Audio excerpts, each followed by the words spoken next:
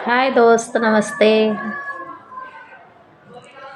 आज मैं भसुर की गीत सुनाऊंगी, कैसा लगेगा आप लोग बताइएगा।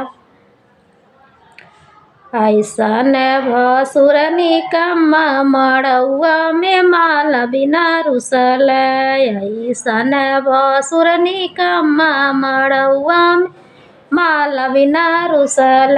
माल बिना रुसल हो, माल बिना रुसल, माल बिना रुसल हो, माल बिना रुसन। ऐसन भसुर निकम्मा मड़उआ में माल बिना रुसल।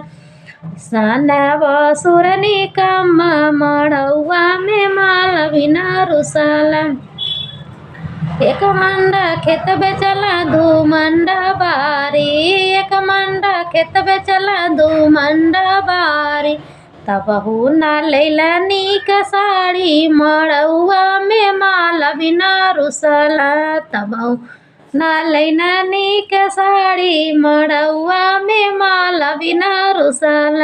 ऐसन भसुर निकम्मा मड़उआ में माल बिना रुसल। ऐसन भसुर निकम्मा मड़उआ में माल बिना रुसल। कोठा बेचला अटारी बेचला, कोठा बेचला अटारी बेचला। तबहू ना लैना नीक हरवा, मड़उआ में माल बिना रुसल। ऐसन भसुर निकम्मा मड़उआ में माल बिना रुसल। ऐसन भसुर निकम्मा मड़उआ में माल बिना रुसल।